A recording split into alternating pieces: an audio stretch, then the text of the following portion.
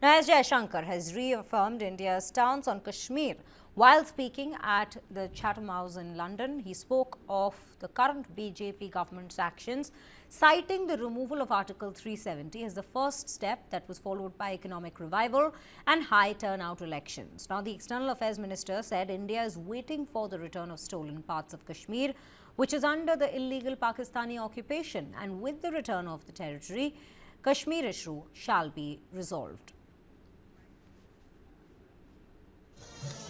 On Kashmir, actually we have done, I think, a good job solving most of it. I think removing Article 370 was one step, number one. Then restoring growth and economic activity and social justice in Kashmir was step number two. Holding elections, which were done with a very high turnout, was step number three. I think the part we are waiting for is the return of the stolen part of Kashmir, which is on the under illegal Pakistani occupation. When that's done, I assure you, Kashmir solved. Now, we have my colleague, editor News 9 Plus, Sandeep Unnithan, joining us on the bulletin to, in fact, put forward his perspectives on what has been said by S. Jaishankar in London. Sandeep, when we speak of Kashmir, over the last couple of years, we've seen be it the External Affairs Minister or a spokesperson from the External Affairs Ministry, they've always come out to have put forward a very strong perspective on Kashmir, and they've continued to, raise the point that, yes, we still await the return of those parts that are illegally occupied. Absolutely, Shreya. For that, to understand the importance of what the External Affairs Minister just said today, I just want to go back in time to explain where we got here, right? Over the last couple of years, as you know, Jammu and Kashmir, the Kingdom of Jammu and Kashmir acceded to India in 1947. Pakistan was unwilling to reconcile to that. They launched an invasion of Jammu and Kashmir and captured parts of it, which continues to be under the control of Pakistan. That is the crux of the issue. In the last few decades, they have been infiltrating terrorists to foment insurrection within Jammu and Kashmir. You had almost 3 decades of terrorism, which is now coming to a halt. It's under substantially reduced numbers. You're looking at in single or double digits. And the most important thing, Shreya, is what the External Affairs Minister said, that we've been able to A, abolish Article 370, and B, conduct free and fair elections, which saw very high turnout. Now, Pakistan's entire effort has been to keep the issue focused on Jammu and Kashmir across the line of control. What has now happened is that because of peace, stability returning, elections, violence being controlled, terrorist groups being eliminated, the issue is now moving outwards across the line of control to the parts of Jammu and Kashmir that are held by Pakistan. Now, there are two components to this. There is the Pakistan occupied Kashmir, as we call POK, and there is Gilgit-Baltistan, which is these larger tribal territories that were captured by the Pakistanis in 1947 and 48. The External Affairs Minister said very clearly that now that the situation has returned to normal in Jammu and Kashmir, there is no issue that we have to talk to Pakistan, except this very important thing of returning the territories of Pakistan-occupied Kashmir, which are POK and Gilgit-Baltistan. This is a very, very significant statement. As you mentioned, it's a continuum of recent statements from the government of India, putting our line forward, saying that there is no solution to Jammu and Kashmir other than the return by Pakistan of all these territories that were captured by it. And in the months ahead, Shreya, it's going to be very difficult for Pakistan, given its internal problems, given the terrorist attacks and the economic downturn. It will be very hard for them to convince their populations on their side of Jammu and Kashmir across the line of control that they are giving them a better deal.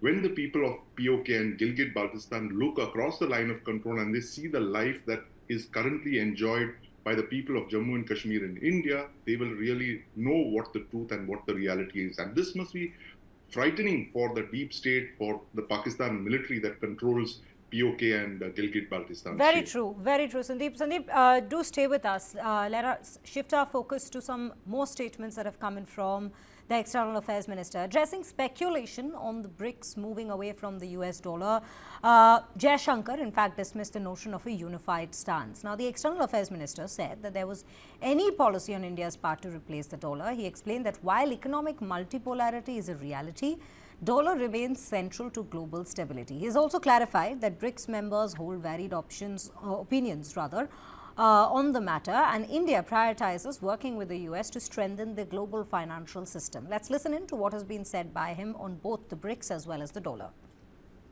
The two dollar questions together.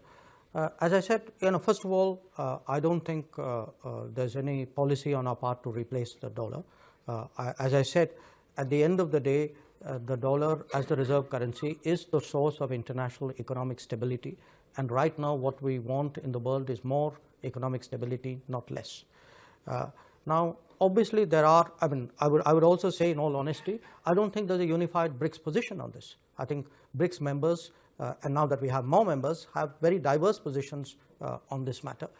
So the suggestion or the assumption that somewhere there's a united BRICS position against the dollar, I think is not borne out by facts. And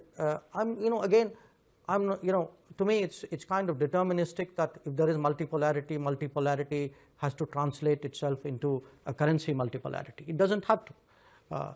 Again, even when I was explaining multipolarity, my point was that if there are multiple players, it's not that India's relationship with each player is the same.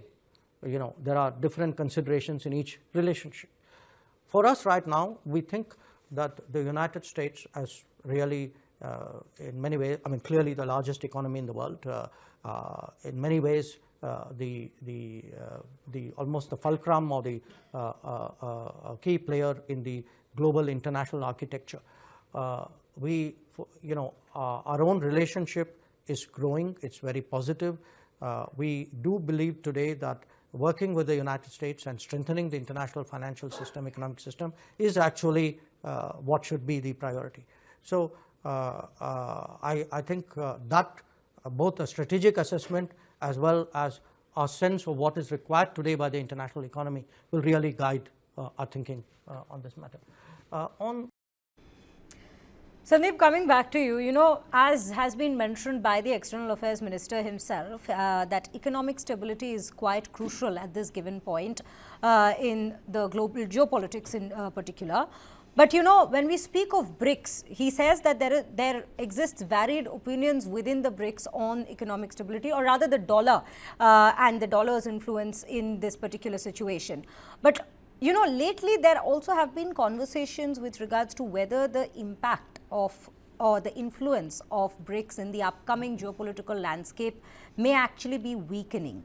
And this comment from External Affairs Minister coming in, that there is variety of opinions within the BRICS, what does this imply at this given point? Well, Shreya, the last BRICS summit that was held in Russia saw some photo ops with BRICS members posing with a new BRICS currency and all of that. But these are just photo ops, because the reality, Shreya, is the fact is that the world's reserve currency, as the foreign minister just said, is the US dollar. And this is a red line for Donald Trump as well, because right from November on, since his election, he's been saying that, look, that is a red line for him. The dollar must remain the global reserve currency. And he has a point, because the US accounts for something like 24% of the world GDP, and the dollar is the reserve currency. And for Donald Trump, that is a red line. If anyone tries to rival or create an alternate to the dollar, then that will invite severe economic action from the United States. But India is okay with that. We are okay with living in this dollar-denominated world. Everything is pegged to the US dollar. When we say that we want to be a $30 trillion economy by 2047, it is a US dollar that we are pegging it to. It's not the Indian rupee or the ruble or the yen or any other currency. It is the US dollar. So that we are okay with the fact that the entire world economy be pegged to the US dollar. The US is the world's strongest economy, and it has a role in pulling the rest of the countries of the world together. And especially at a very crucial juncture like this, when you have the specter of, well, I wouldn't call it a third world war, but a large parts of Europe being under the threat of war. There's an active war. There are two active conflicts zones currently in the US, in the world, and the US dollar is always been seen as a beacon of stability for at least 80 years now, Shreya. Absolutely. Sandeep, one more particular point we will take into account. Let's shift our focus to that. That is what the External Affairs Minister has said on China. Now, he's shed light on India's complex and evolving relationship with China. And he has described the relationship between these two countries to be very unique. Now, he highlighted that India and China are now the only two countries in the world with populations that exceed 1 billion, sharing a long history marked by both cooperation as well as conflict. Now, Jaishankar has noted that both nations are on an upward trajectory, but this rise comes with its own set of challenges, especially as direct neighbors. Let's listen in to what exactly has been said. The last question, what kind of relationship we want with China. Look, we actually have, by any standards, a very, very unique relationship. I mean, first of all, we are the only 2 billion plus populated countries in the world. We have, both of us, a very long history. We've had the ups and downs in our history. You have today both countries on an upward trajectory. And here's the challenge. And it so happens we are actually direct neighbors. So the challenge is this, that when any country rises, its balances with the world and with its neighbors obviously change. Now, when two countries of this size, this history, this complexity, this consequence rise broadly in parallel, and obviously they have an interplay with each other, I think the issue is how do you create stable equilibriums and then transition into the next set of equilibriums, the next phase of equilibriums. And we want a stable relationship, but we want a relationship where our interests are respected, where our sensitivities are recognized, where it works for both of us. So I think that is really been the challenge in the relationship. And obviously, for us, because of the border, for us, the management of the border, the assumption for the last 40 years has been that there must be peace and tranquility in the border areas if the relationship is to grow. If the border is unstable or is not peaceful or is not tranquil, obviously it will have consequences on the growth and direction of the relationship. Okay. Sandeep, I think over the last 2-3 years, in fact 2 years I would say, there has been a change in the tonality of how we are describing our relations with China, would you not say? And especially if we take into account what has been said by Jaishankar recently as well. Absolutely. Sriya, as Dr. Jaishankar said, the relationship with China is extremely complicated. There's no two ways about it. We are 2 billion, billion population countries which share a common border, which is a disputed border. Hence, we've been deploying troops there for several years. We fought one border war in 1962. We had a skirmish 5 years back at Galwan in 2020. And as we speak, we have upwards of 100,000 soldiers at super high altitude there, not directly facing off, but in the vicinity of the line of actual control. Because that border has not been settled, there are soldiers there to ensure that the other side does not transgress. And this is particularly a problem on our side because you have Chinese troops there transgressing and trying to capture territory. And India is standing up to it, as we've shown in the last 5 years. We are possibly the only country in the world that has put boots on the ground, which has faced off and eyeballed the Chinese and forced them to withdraw. We have not bowed, we have not kowtowed to the Chinese as they've wanted us to. And really, Sriya, the problem here is it's two very disparate countries. While it's easy to say that we are a billion, we are 1.4 billion, they're 1.3 billion, the systems that run these two countries are entirely different. We are the world's largest democracy. China is the world's largest autocracy. The Chinese system is one mountain, one lion. Like two lions cannot stay on the same mountain. Whereas the Indian policy as a democracy is that, look, there's room for everyone. It's Vasudhaiva Kutumbakam. We recognize the rights of every other country. We see every country as an equal. There is no space for this kind of, my way or the highway kind of approach, which the Chinese seem to favor. Yet at the same time, we have a very complex relationship with China because of the fact that we are the largest trading partner of China. China, in fact, India and China have a bilateral trade of over $100 billion.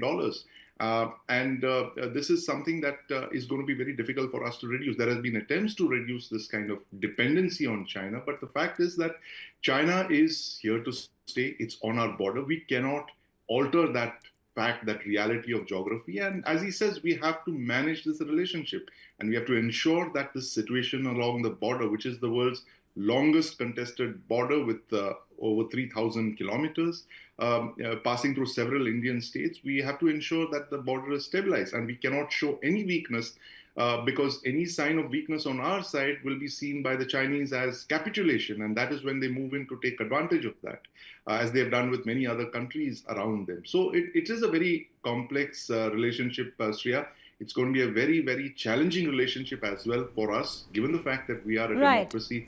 We may not have the same kind of unitary worldview that the Chinese state does for the last 70 or 80 years.